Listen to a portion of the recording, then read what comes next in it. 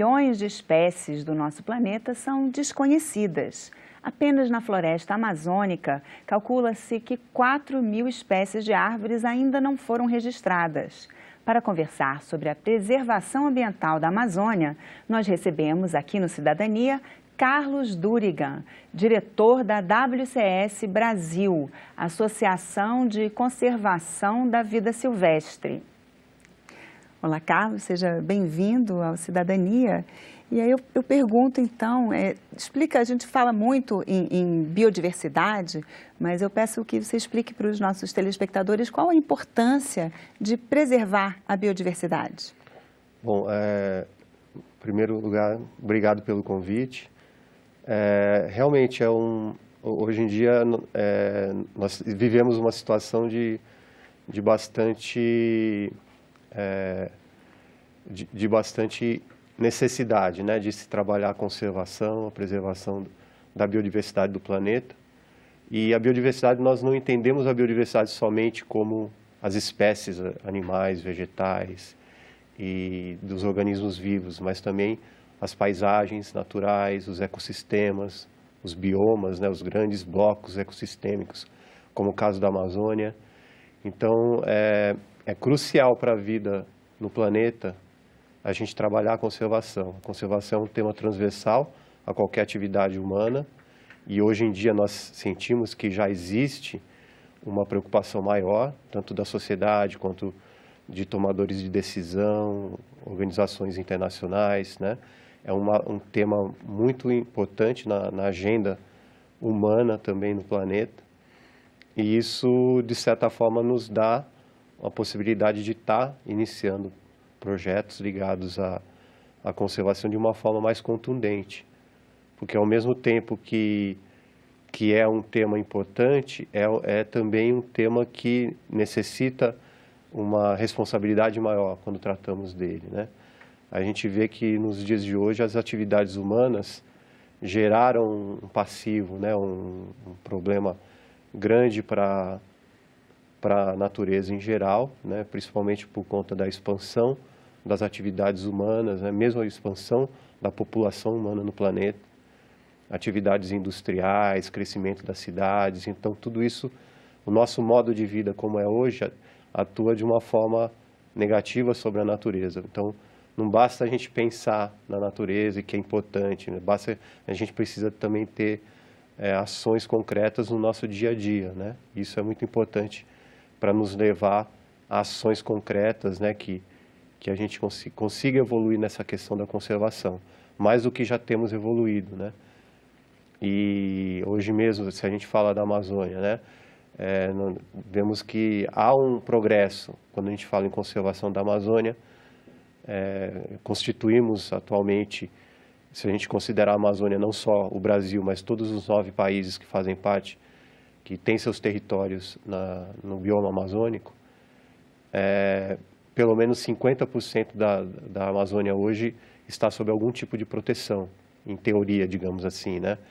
Sobre terras indígenas, territórios quilombolas, que também ajudam a preservar a biodiversidade da região, e também as unidades de conservação, né? As áreas protegidas. Então, esse cenário é positivo, mas não é o suficiente. Então, nós precisamos atuar com a conservação para além dessas ações ligadas a estabelecimento de áreas protegidas.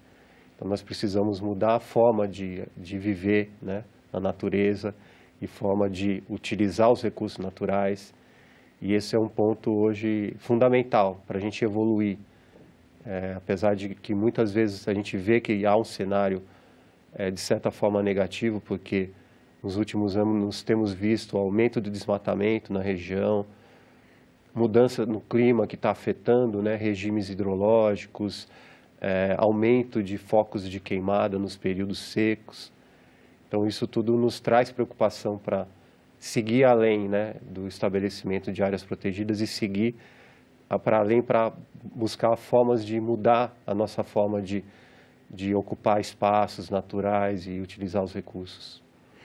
A extinção de espécies de certa forma, ela faz parte do próprio processo de evolução. Mas nos últimos tempos, a ciência pode comprovar que o ritmo de desaparecimento das espécies está se acelerando por causa da ação do homem? Sim, incrivelmente, né, no mundo que vivemos atualmente, o ser humano passou a ser um grande elemento de degradação por conta, como eu falei, né, da questão do aumento populacional e do aumento da capacidade de gerar de impactos de grande escala, como é o caso agora do processo que vivemos hoje de mudança no clima, né? Influência das nossas atividades industriais e principalmente a utilização de combustíveis fósseis. No passado tivemos momentos-chave, né, de extinção de espécies que foram causados por causas, digamos, naturais, né? E que hoje o homem sim se constitui como uma causa, não deixa de ser natural, porque o ser humano também faz parte da natureza, mas que por conta de uma atividade de uma espécie específica, né, que é o caso do homem e a sociedade humana, está nos levando a um momento muito crítico de tentar resolver e de tentar recuar na forma que nós vivemos no planeta.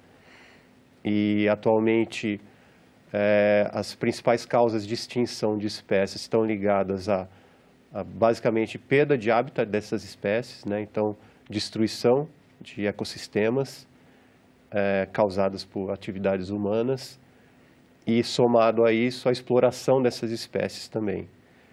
E, obviamente, que há outros fatores, né? Como, por exemplo, espécies exóticas invasoras que chegam, né?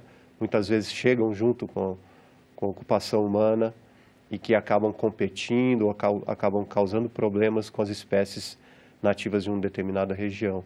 Isso seria, por exemplo, né, alguém traz uma florzinha bonita de outro lugar, né, e que nessa flor ou numa semente que é trazida pode conter uma bactéria que as plantas locais podem ser sensíveis, né? E isso pode causar um problema para a flora local. Caso de espécies invasoras que foram introduzidas artificialmente, eu cito o caso do javali, que é uma espécie que foi introduzida na América do Sul para ser utilizada como em criadouros para caça esportiva, principalmente na Argentina e no sul do Brasil, e que hoje é uma espécie que está se expandindo e já chegando na Amazônia e causando problemas tanto para as pessoas que vivem em regiões onde eles estão ocupando, porque eles têm uma capacidade destrutiva grande sobre lavouras, por exemplo, e também competindo com espécies locais. Nós temos aí espécies de animais que competem pelos mesmos recursos e que acabam sendo afetados pela presença de uma espécie super agressiva, né, que é o javali, que chega ocupando essas áreas e aí acaba causando esse problema. E soma-se a isso, claro, os principais problemas de fato, como eu falei, a questão da perda de hábitat, né, que é o principal, poluição, degradação e aliado à exploração de forma não planejada dos recursos naturais. Isso, por exemplo, afetando na questão da biodiversidade aquática, por exemplo, né, de espécies de peixes que hoje estão sob uma pressão muito grande por conta da pressão da pesca, né? Então, vive uma situação de grande impacto e que necessita mais do que nunca se pensar formas de conservar essas espécies. No caso da Amazônia, como você bem lembrou, assim, o ser humano também faz parte da natureza, né?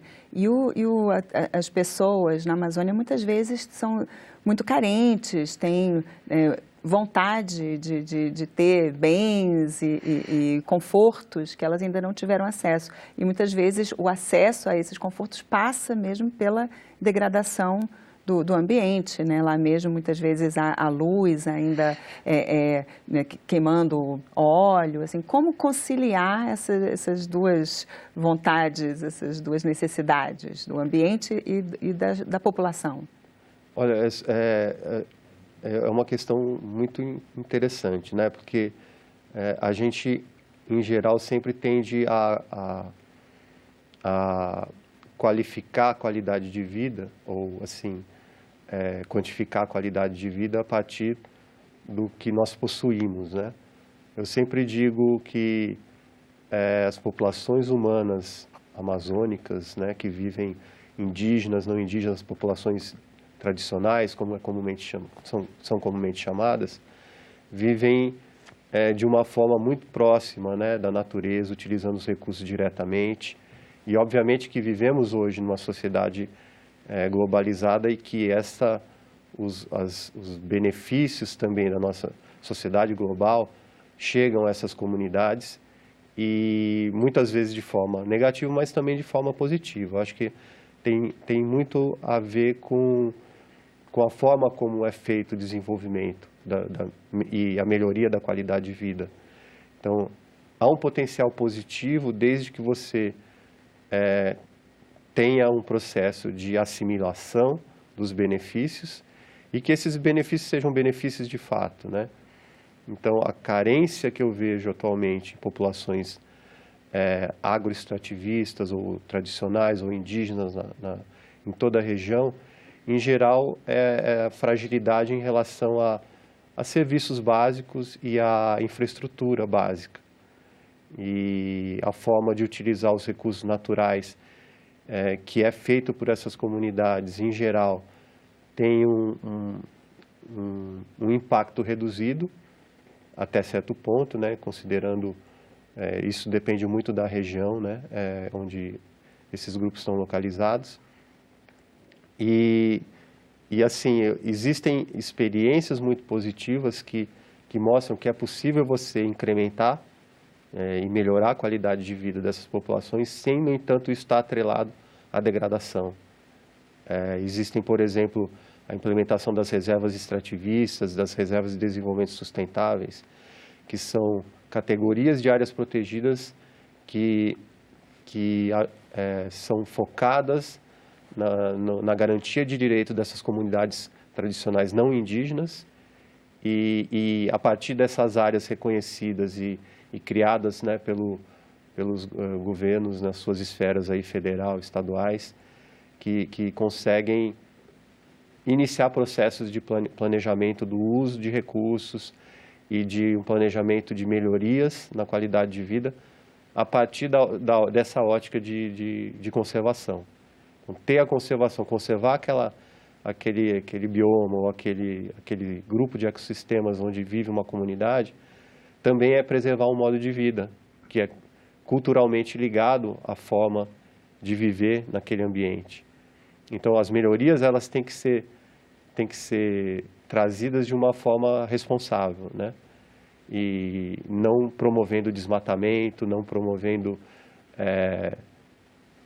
uma situação que de fato vai acabar piorando a situação de vida e vai transformar as culturas que vivem naquela área, né?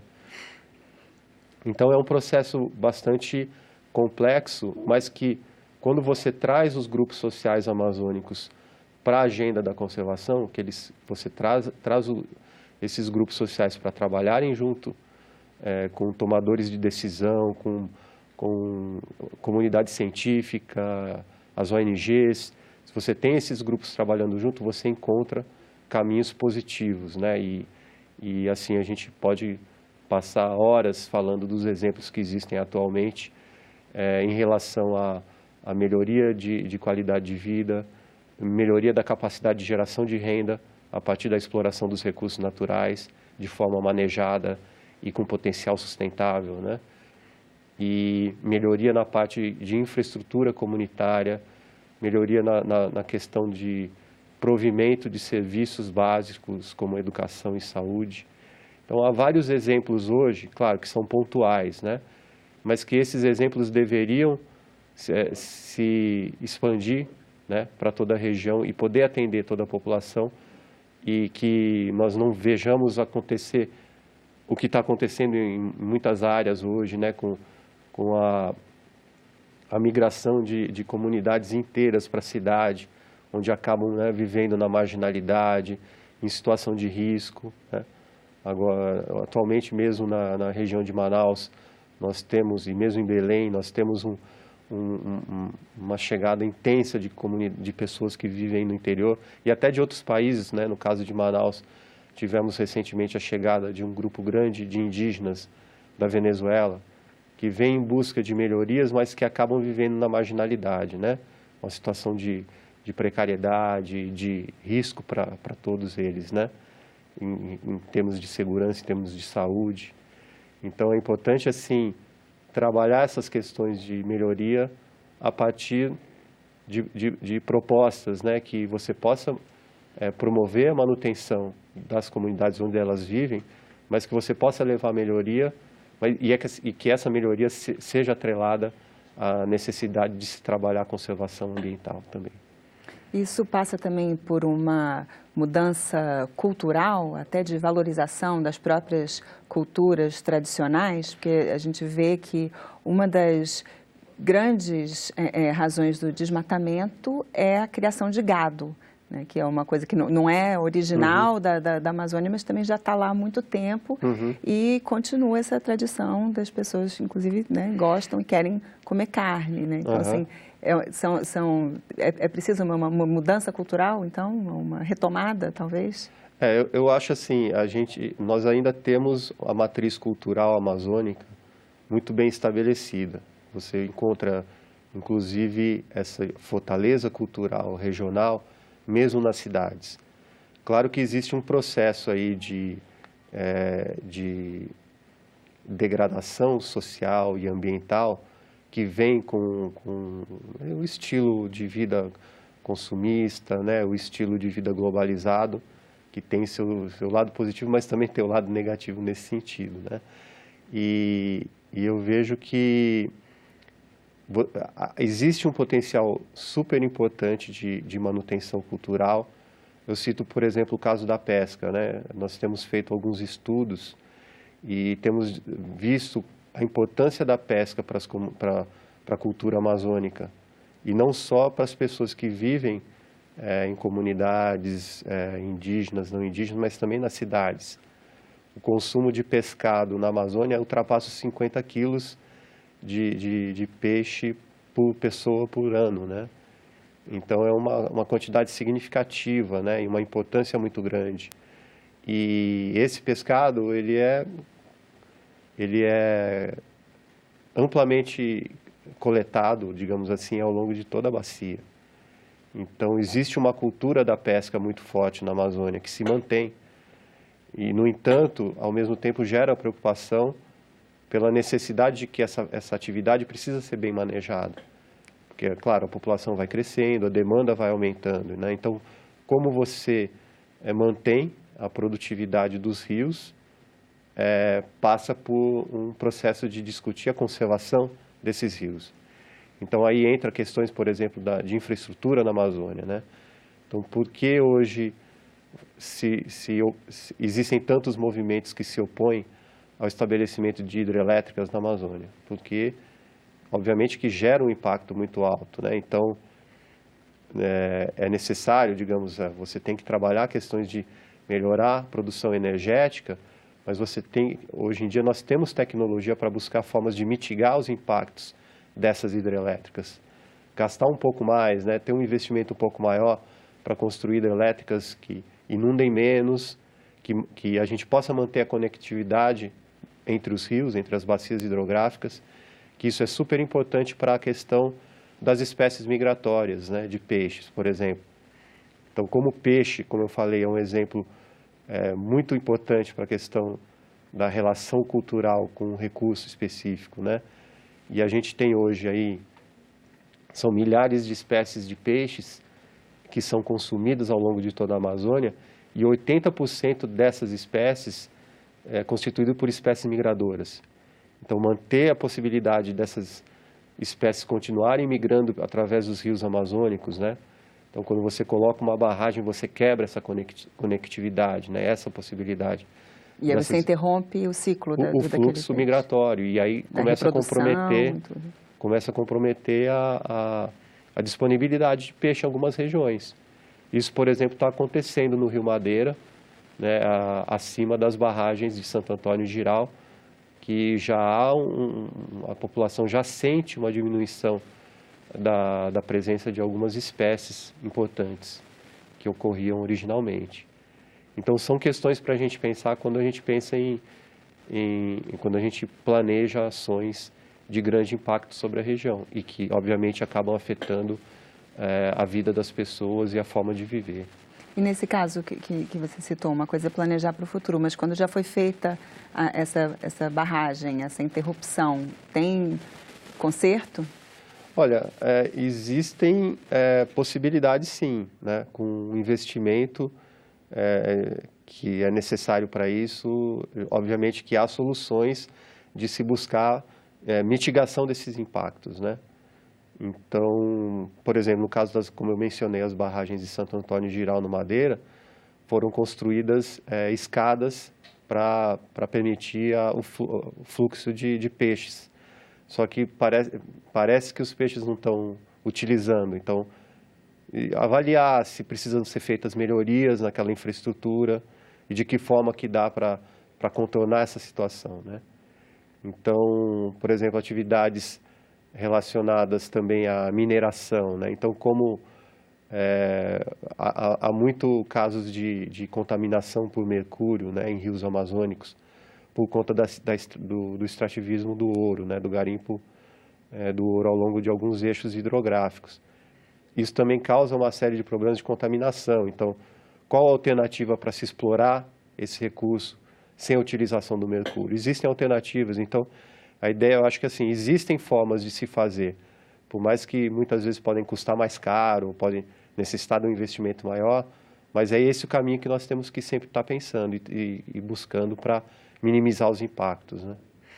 Essa questão das hidrelétricas mesmo, né, assim, é a geração de energia, né, que também é uma proposta para tentar sair das termoelétricas, que muitas vezes, em alguns lugares, eu já vi que os barcos, as canoas, embarcações que levam o óleo, gastam mais óleo do que eles chegam lá, na quantidade que chega para ser usada para geração, né, assim.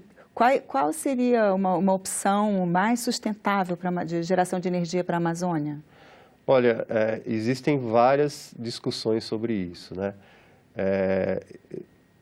A gente fala muitas vezes, vamos aproveitar o potencial eólico, o potencial de desenvolver tecnologias associadas à captação de energia solar, né? Obviamente que não é suficiente, você tem que trabalhar com uma perspectiva de diversificar as fontes, né?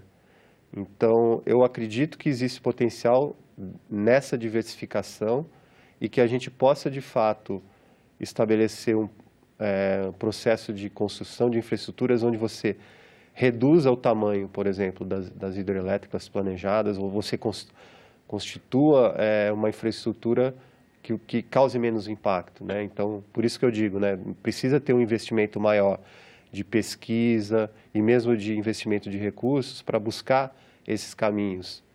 Então, por exemplo, há casos de que você tem a construção de grandes hidrelétricas, mas que a energia, o foco do uso dessa energia não é regional. Então, a energia acaba entrando no sistema nacional, né?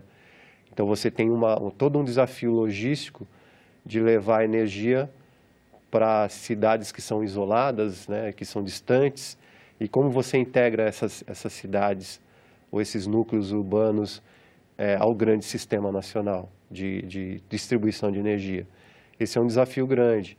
Manaus é um exemplo, né, que mesmo com a chegada da energia através do linhão de Tucuruí, mesmo com a construção da hidrelétrica de Baubina, ainda é uma cidade que depende muito das termoelétricas e que as termoelétricas consomem muito combustível e, enfim, isso é uma situação bastante difícil e que demanda aí, obviamente, a gente buscar alternativas que seja diversificar essas fontes, né? E eu acredito nisso e eu acredito que é possível fazer com a redução significativa dos impactos que são geralmente gerados por esse tipo de infraestrutura. Carlos, muito obrigada pela sua participação aqui no Cidadania e boa sorte nessa batalha pela preservação da Amazônia. Eu que agradeço e ficamos sempre disponíveis aí a TV Senado a participar de outros debates. Obrigado. Essa entrevista está disponível no nosso site, senado.leg.br/TV, no menu Programas em Cidadania. E o que você achou desse programa? Nós queremos conhecer a sua opinião e também saber qual assunto você gostaria que a gente discutisse. Ligue 0800 61 22 11 ou mande um WhatsApp para 61 999 661616 e faça a sua sugestão para o Cidadania da TV Senado. Obrigada pela companhia e até a próxima.